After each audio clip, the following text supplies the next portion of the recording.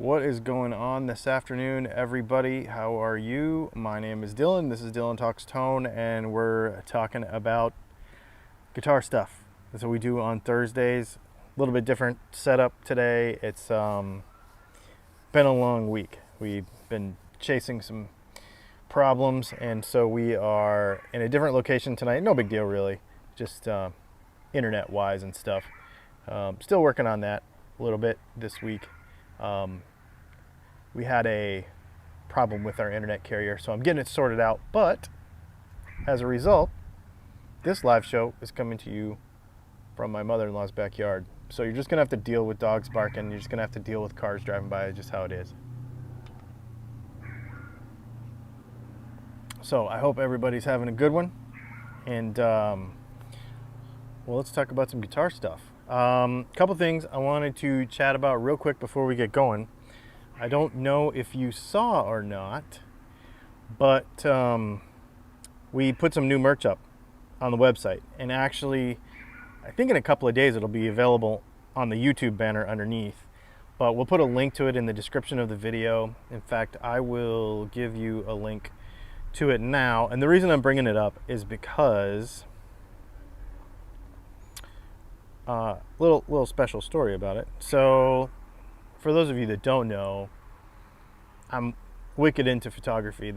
Photography is my thing besides guitar stuff. And the other thing that I'm super wicked into is motorbikes. So as a result of that,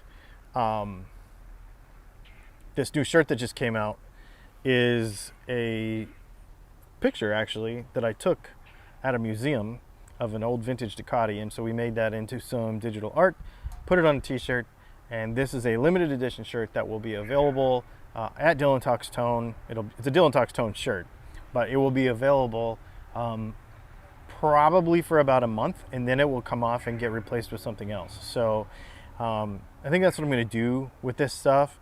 Of course, there is also all the other merch, available, all the t-shirts, and oh yeah, my band shirt is there too, a band I play in, hats, and etc. But that one shirt especially I wanted to mention is pretty cool because, like I said, it's going to be a limited edition thing, and yeah, super cool, super fun stuff. And so I just wanted to mention that before we get going. Let's go ahead and chat about some questions. The other thing is I'm by myself tonight. Leslie's not with me, so I will be managing this all myself. So be patient with me if you would. Question from Patreon. The dog ear P90 that I ordered from you recently will go into a Les Paul Jr. kit that I'm building. With that single coil on its own, is it worth shielding the pickup and control cavities? I don't mind the hassle, but only if it makes real sense. Our P90s are actually pretty quiet. They're not as quiet, they're not as noisy as other people's P90s are. However, if you do want to shield it, yeah, go ahead and do it. I'm actually working on a custom Strat right now. You'll start to see pictures of that. I posted pictures on our Facebook today of that guitar, and I went ahead and shielded the pickguard on that. So make sure, if you do it, shield your pickguard and make sure that it's grounded. Shield around the pickup and make sure that it's grounded. The cavity around the wires isn't going to be as much of a concern because, and people get all bent about this when I say this, but the wires, like the pots and stuff, that doesn't introduce noise. The coil is the thing that makes the noise, just like an AM radio antenna.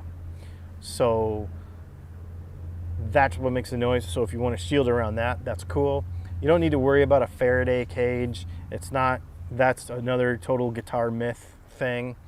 But if you want to get that thing as quiet as possible, shield the back of the pickguard, and then make sure that it's grounded, and make sure that it's continuous from one end of the shielding all the way to the other, and as many square inches as possible. So if that means that you shield all of your control cavity and stuff just to get square inches of shielding, just to get as big of an area as possible, then do whatever it takes, that doesn't show. But yeah, that'd be awesome. And then just make sure that it is grounded. All right, a couple other questions that came in here, and then we're going to get talking about this amp thing, because I've been on this amp journey, and I'm sure that's why some, if not all of you, are here today, is to talk about this amp stuff. Because I'm thoroughly in the camp that you do not need, I don't even care if you're a serious gigging musician, you do not necessarily need to have tubes anymore in 2020. And we'll get to that in a few minutes, and we're going to talk about the different types, because there's a lot of misconceptions about the types of amplifiers that there are. So we're going to talk about that in a few minutes, but we've got a few more questions to get to. Black Rifle Coffee Company today. It's been a long day. We had another remnants of a hurricane come through last night, and it was not violently windy or rainy in the motorhome, but it was constant. So we're beneath these trees, so the rain was not constant, but constantly there was just drip, drip, drip from the leaves. And I swear it was like Chinese water torture all night. It was not regular enough to be soothing like rain. So every time it started back up again, you would wake up. So I've not slept. It's 2 days in a row. And just pouring rain for like 2 days. So I've not slept. So yeah, I'm excited about tonight to actually have a full night of sleep. All right, JD wants to know, do you think that pickups have more of an impact on sound quality than a new speaker in your amp? With a cheap guitar, cheap amp setup, what would be the better investment? So it depends how cheap we're talking. But I would definitely say the pickups are going to be they're going to do more to determine the overall voice of the rig. The speaker is going to change the color a little bit. For example, if you have like a Blues Junior and you go from like the stock speaker to a Cannabis Rex, or you go from, that's a pretty popular one. If you change speaker brands in a known amp, it will change the color of it a little bit, but pickups are going to completely change the voice of your music. Totally, you have so much possibility there. So the thing about changing a speaker in a cheap amp too is a lot of times it's not worth it. So if we're talking really cheap, like a Fender Mustang or a Line 6 Spider, which I know a lot of people are playing, especially as beginners, you don't need to mess with that stuff. I would definitely lean towards your guitar. If you have a Blues Junior, or if you have, Hot Rod DeVille Fender, or if you have something like that, then yeah, maybe experiment a little bit, but it's not going to get you a big swing in how your tone, your overall tone. It'll color it some, but not a big swing.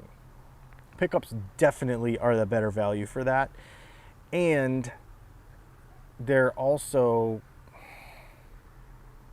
just kind of more worth it in the long run. I don't know, modding an amp does nothing but kill its value, in my opinion.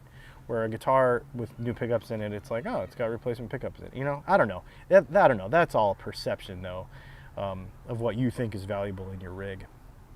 Ben Bursak says, hey, Dylan, real cabinet or flat range, flat response speaker for a modeler? We're going to get into this a little bit more when we start talking about amp stuff here in a few minutes. But if you're speaking specifically about like the Kemper, so I use the Kemper with, actually I don't use any speakers now, I just use headphones, and record. But when I was playing live with my other Kemper, I was using a guitar cabinet. And I made a video about this, and people ripped me a new one. That was like 3 years ago. And now everybody's doing it. So here's the thing. The idea between a flat range, flat response speaker for a Kemper is that, remember we just talked about that when you change a speaker in a guitar amp, it can color the sound a little bit. And of course, there are speaker and amp combinations that work well together. So with a Kemper or some sort of modeling amp that has many different amp models in it or available, then you want to have as flat of a speaker as possible so that that speaker can be useful with more amp profiles, and be more versatile.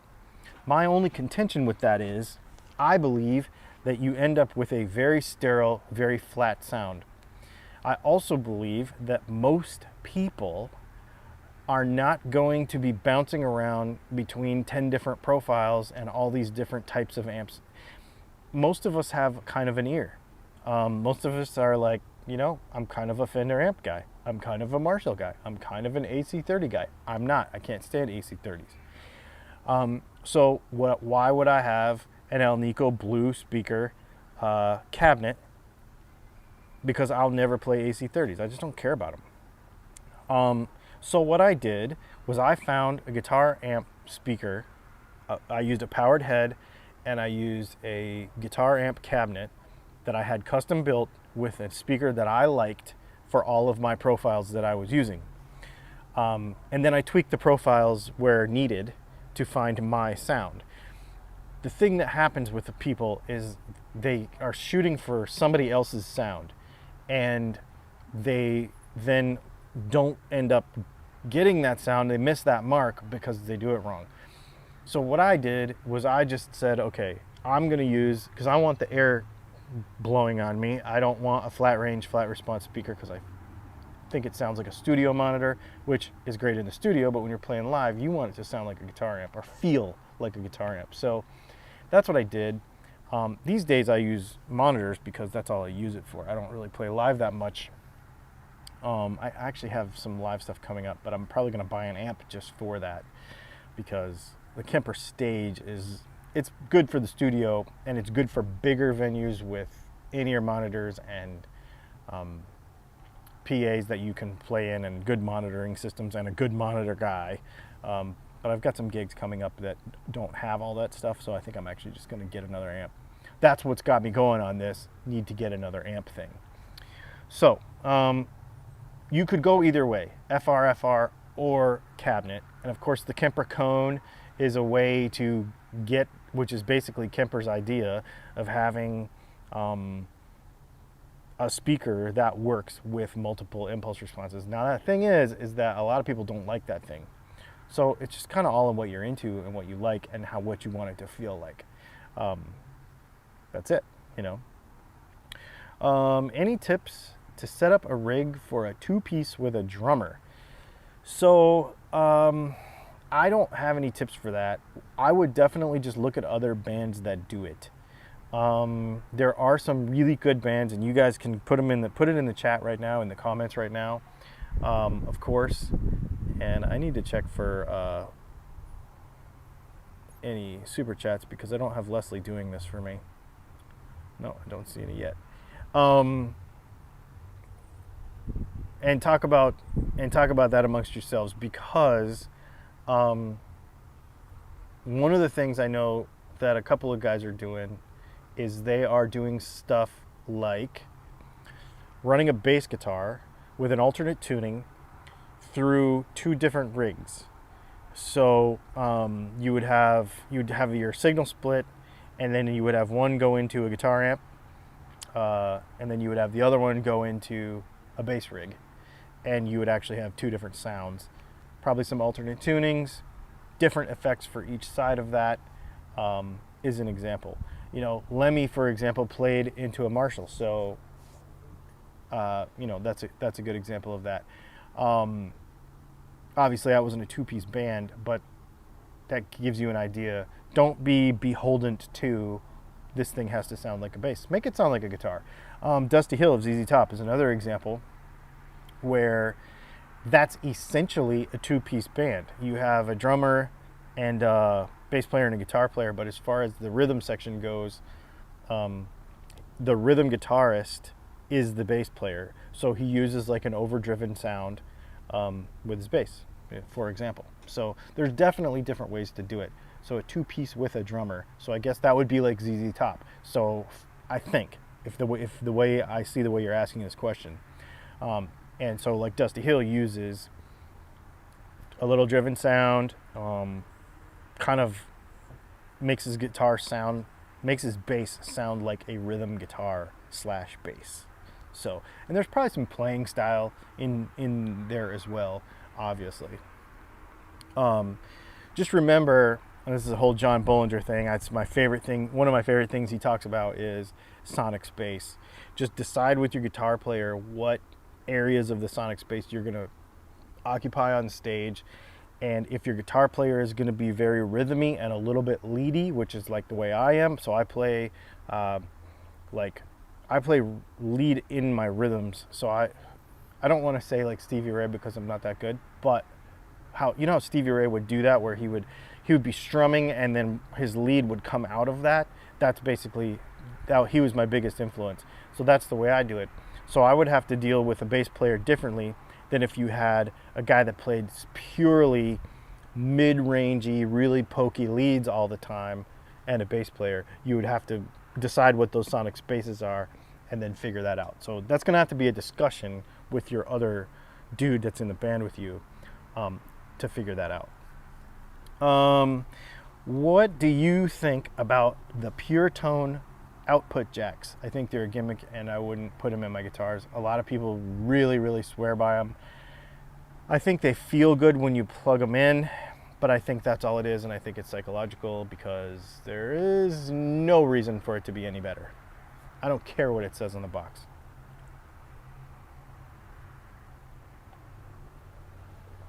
Fight amongst yourselves. I don't care. Let's see. This is a weird one. Not that it's a weird, I appreciate the question, but I'm still trying to figure out the application and why. Jarek says, would it be possible to make a long, with a lot of O's, pickup that goes from the neck to the bridge, like a hot rail for each string? So I guess that would be airplane. So I guess that would be like taking a single coil and flipping it sideways and then making it really long. The way the string moves, I don't know. It sounds like an interesting idea, but I don't know in practical terms if it would really make sense. Because remember, your string moves in a transverse wave from one end to the other and comes back. It doesn't move up and down perfectly like this. It moves like in a transverse wave. So you're depending on where the pickup is placed in relation to the nodes of the string and how the string moves. So if you place it this way, then I don't know. The real answer is I don't know, but I don't know that it would be worth messing with to try it. It might be. I don't know. Maybe I'll just take a Strat pickup and switch it turn it sideways and see what happens. Or like a Blade Strat pickup and turn it sideways and see what happens. I don't know. That might be a thing. I'm not going to try it and like start making them and stuff, but I understand why you would ask the question, but I don't think there's really a proper use case for it, if that makes sense. Very, very interesting stuff. Very interesting question, though. It's one of those like academic only kind of sit around a campfire and drink a beer with your buddies and ask that kind of question. That's kind of what that is, in my opinion. But not really any real practical stuff. Okay, so let's talk about this amp stuff. So what has fueled this? Obviously, I just mentioned it, that I am looking for another amp to complement the Kemper that I already have. I put my Kemper up for sale. If somebody gave me $1,500 for it, I would take it and be fine. I would figure something else out. Is it for sale? I mean, everything is for sale. Oh, my Breedlove is for sale. I need to sell that. If you know anybody, I want 1,400 bucks for it. It's gotta go. I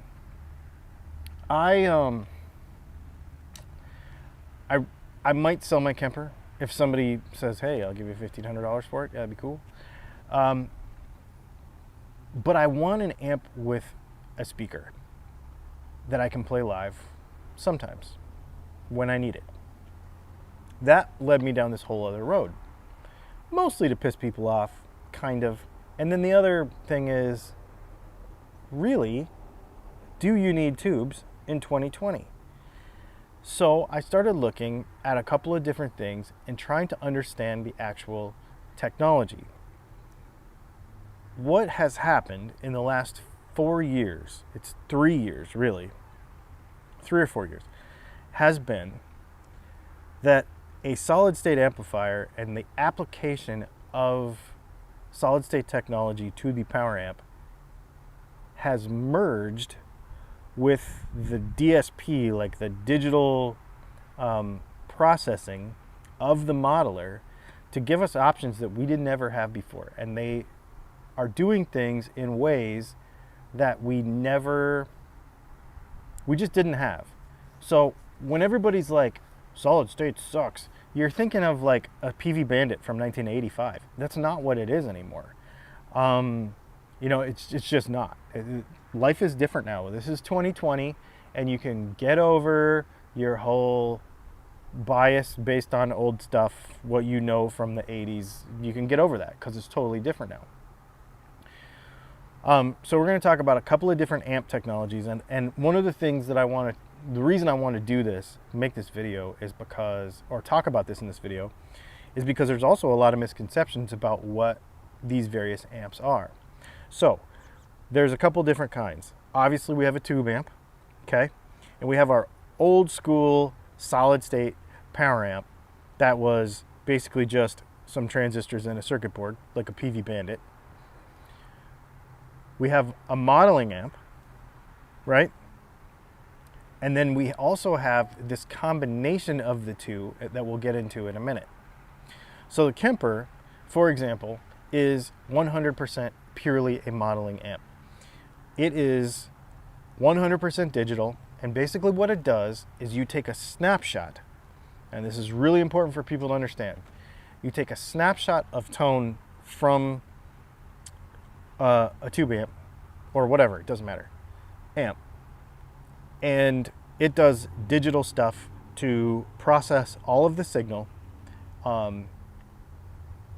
It's a computer, okay? That is different from, for example, the Fender Tone Master. Or, well, the Fender Tone Master is probably the most similar. So the Fender Tone Master, so if you look at this amp right here, I went and played one of these things, and I will tell you, this dude is absolutely a beast of an amp. For $899, this is 100% digital. However, what it's doing is a little bit different than a Kemper. A powered Kemper has a Class D power amp that basically feeds the signal clean out to wherever you want to send it. This has digital processing over an amplifier that, instead of, okay, so the way a power amp works is the power amp performance is dependent, that's the easiest way to say this. Most of the time, the power amp performance, therefore a lot of the tone, is dependent on the varying impedance that results from the varying load on the speaker. So when the speaker moves back and forth, that coil is changing resistance because voltage is making it move. So voltage is rising and falling, which means the resistance and current are rising and falling the entire time. Therefore, behind that, it is loading the amplifier different because of that constant varying change.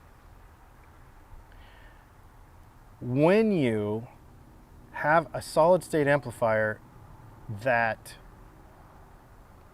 just can't handle that and can't handle those rises and falls really smoothly like a tube can, then that's where you get a crazy, you get a sound that doesn't really work, in my opinion. So when you, especially when you attenuate it. So for example, when you take a tube amp and you turn it all the way up to 10 and you play it, it's super duper loud. So you attenuate the amp so that it's not really loud, but the problem is that you're changing how you load the speaker, so then the speaker acts different, which makes the power amp act different, and it sounds bad. That's why those big attenuators don't really work that well. There are some that do, but load boxes don't typically work that well. So what they're able to do now is in the Tone Master, in the Boss Next Tone, as well as the $229 Boss Katana, is they're able to split it apart. So they're able to say, okay, the signal processing is digital on this side, and this is where we change the power from a half watt to a watt to, I think the Deluxe actually goes down to a quarter watt, to a half watt, to 5 watts, to 10 watts, to 50 watts, to 100 watts, whatever the knob on the back does. But it does not change the load on the transformer like it would change in a tube amp. It actually changes before that. So then it modifies that signal before it sends it to the power amp. So then the power amp still acts normal with the modified signal that comes into it. And it works better. It works way, way, way better. I was reading some articles today by a couple of the designers on some of the Boss circuits. And then I was reading some comments on my YouTube, and they're like, I bought this Boss Katana and it sucks. So I'll give you a couple of suggestions with some of these newer amps like the Boss Katana, the Boss Next Tone, the Roland Blues Cube, and even the new Fender Tone Master. What he said to do, and it makes total sense, pretend at first like the amp is not a master volume amp, and crank the master volume, the actual volume, not the gain, but the actual volume, all the way to 10. Okay? Get your tone the way you want it. Like, make it sound, it's going to be loud. And you're going to be working that power amp as hard as it can, just like a tube amp, and it's going to work better. Then attenuate the amp with the max wattage, so like the half, the 5, the 10, the whatever, to get it down to a listenable volume, and then adjust your EQ a little bit accordingly. And you're going to get a better sound than you would get if you just used your gain and your volume. Because what I think a lot of people don't understand is, for lack of a better term, and there's way more complicated ways to explain this, and people will get in the comments and be like, you're wrong, that's not how it works. But just to get it super duper basic, in every amp you have 2 amps. You have your preamp and you have your power amp. So this preamp only has this much headroom, and this one has this much headroom. So what it does is it takes this much, kicks it up to this, and then this amplifies it more and sends it out to the speaker.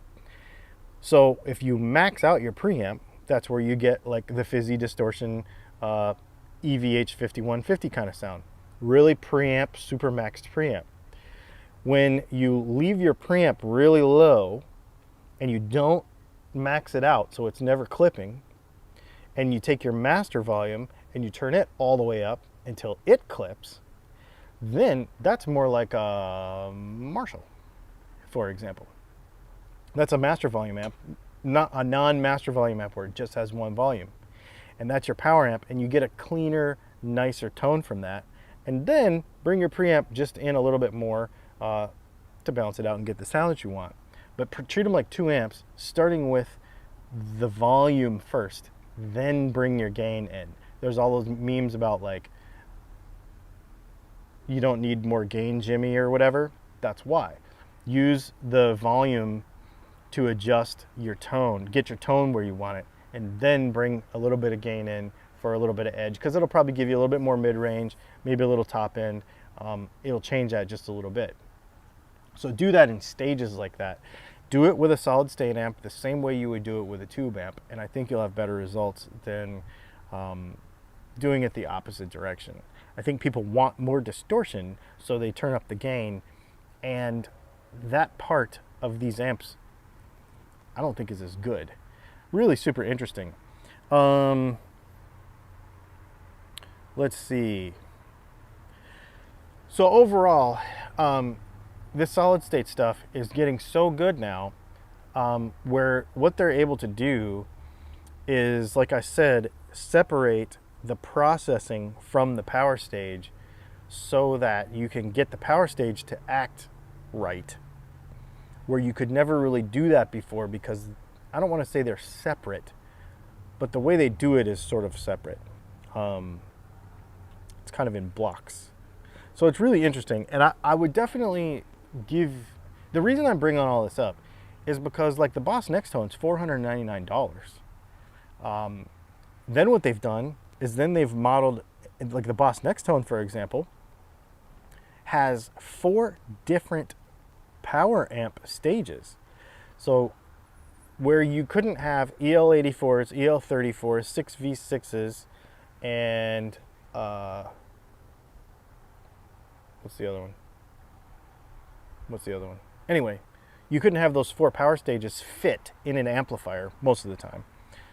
Solid state stuff you can. So they've actually stacked 4 different power stages in there, and you can choose them. I have a video coming about this. We actually went to a store and I played a bunch of these amps and kind of explained some of that stuff.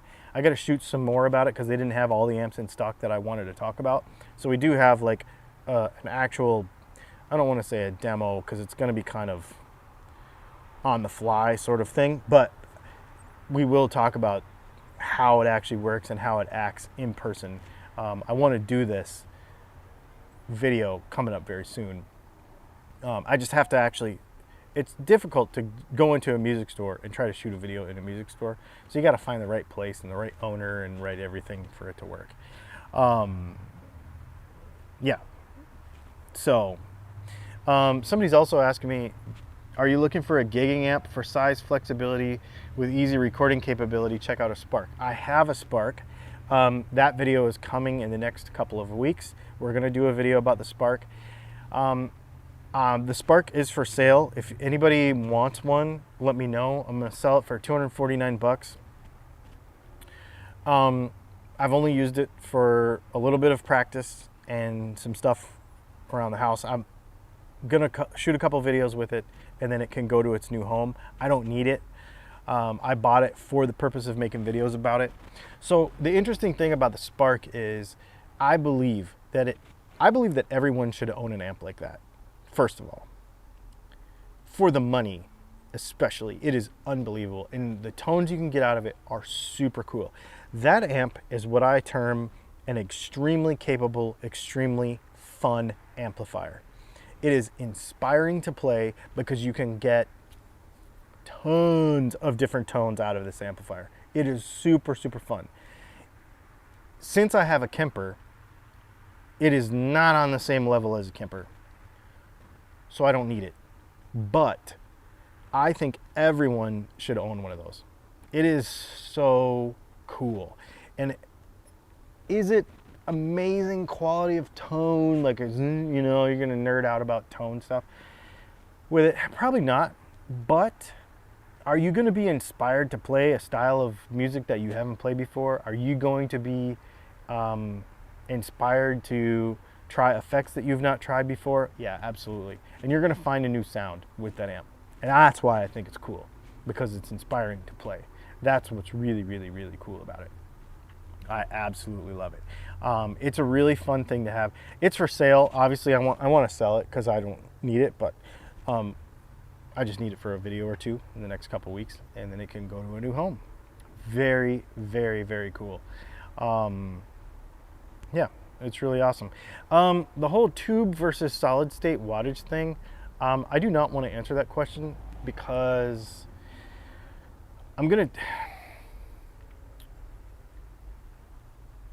I don't want to say I don't know the answer, because I do know the answer. But I want to do a video with a person. I would like to do a collaborative video with a person who really knows, so that they can explain in the proper terms how that works. And I actually made a phone call today, and I am working on that video. It's coming. You're gonna see, remember the video we did with Scott at Stringjoy? You're gonna see more of that stuff. I'm working on a couple other things right now, amp related actually, that will get you a little deeper into the weeds on this stuff. And I think it's gonna be really, really fun. So the question is, if you are a guitar player of any skill level, should you be afraid of buying a solid state amp? At least to practice with it, at least to gig an open mic night with it. I mean, you might not go on tour with it, but open mic night with it, maybe, just go out and play a quick weekend gig with it. Absolutely.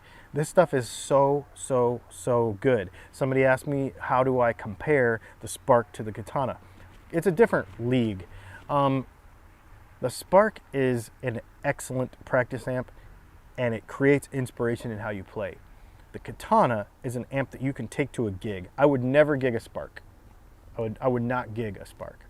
That is not in the cards for me. I wouldn't do that.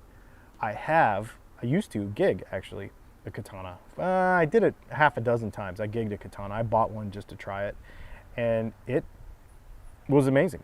It was amazing. It did everything you wanted it to do. You could put pedals in front of it. It was great. I mean, is it a stack of Marshalls? No, but it's also $229. It is way more attainable for 99% of people.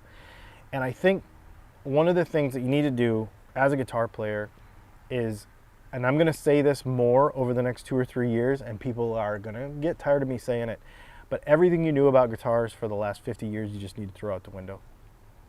That's all there is to it.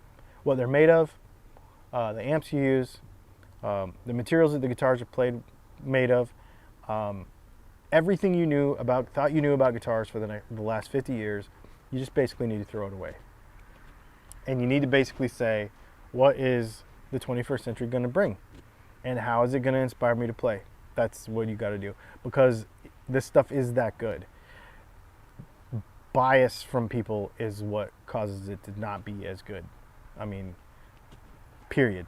I have really good friends who are very good professional guitar players who tour all over the world. One of my buddies plays for Boss, actually. He's a Boss demonstrator. His main amp right now is one of those Roland Blues Cube hot things. And he says it's amazing. He says it sounds like a Dumble. So, and I trust him because he's a way better guitar player than me, and he's playing professionally, touring, everything. And he said that's his main amp. He wouldn't leave home without it. There's a lot of people like that right now, and there are thousands of people touring with Kempers and other modelers, Axe Effects. Most of your favorite records right now are being made on digital stuff. It is the way of the future. It's time to get on. Because one of the other things too that we've not talked about, or we haven't talked about it yet, is, and I know people don't like to talk about government regulation and all this kind of stuff.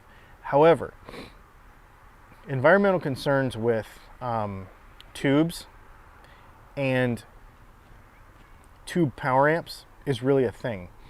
An article I was reading by one of the Fender engineers about the Tone Master today, he was discussing the fact that they have to establish a new platform and way of life for amplifiers, because at any point, today, tomorrow, the day after tomorrow, the few tube companies in the world could either be regulated out of existence or just decide that it's not as profitable to do it anymore, because the only thing they're making tubes for basically is guitar. There's some other stuff too, but I mean, tubes could go away at any point, like at any point. The other thing is the ridiculous amount of power consumption that a power amp a tube amp has compared to any of this solid state stuff, any of the digital stuff. So in some countries already, I know in the EU, for example, there's a lot of regulation about like how many watts a vacuum cleaner can consume, right? So that kind of stuff is going to come to us as guitar players. We are going to have to accept the fact that this is 2020. Tubes are going away. They will go away. And instead of kick and scream about it, do like Fender's doing and say, hey, I see the future. I realize that this stuff is going away. Let me see if I can take what I know about guitars, take this new technology, and create for myself a new sound that I like and that inspires me to play. And I think that it will be doable for most of us. And to inspire younger people to play, you know, my kids are both grown, like literally legal adults. And they live in a world of touchscreens. They do not know a world without a touchscreen. They do not know a world without Facebook. They do not know. So there are adults that are playing music right now who could care less, about any of this vintage stuff. And if you want to capture them as an audience, as a guitar player, or as a person who makes guitars or makes guitar parts or whatever, it's time to get on the train and just realize that the 21st century is here. That's all there is to it. Otherwise, all your customers are going to die because they're all old, and then you won't have any customers left. Because you didn't realize that digital stuff is the way of the future.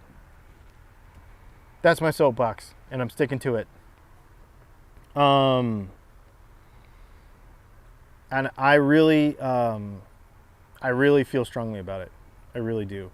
And what about those new tubes in the Vox MV50? Dude, I had one of those. It was really good. I gigged with that thing for probably 6 months. It was really, really good. I gigged live. Like I was playing in my band a lot then, and I had one of those. We did a bunch of videos about it. It's really clean. The drive stuff, they didn't have the drive side of it kind of figured out much, but it was very, very cool. Very cool, very cool. And I hope they get to do something with it. The trick with that thing is that it's 5 volts. So it doesn't have the high voltage and high wattage. I don't know 100% about it, but it was only in the preamp, and it was like a 5 volt thing. So it didn't act exactly like a tube, but it did work. It was very, very cool. So you guys are awesome. I just want to say thanks to everybody who came and watched this thing.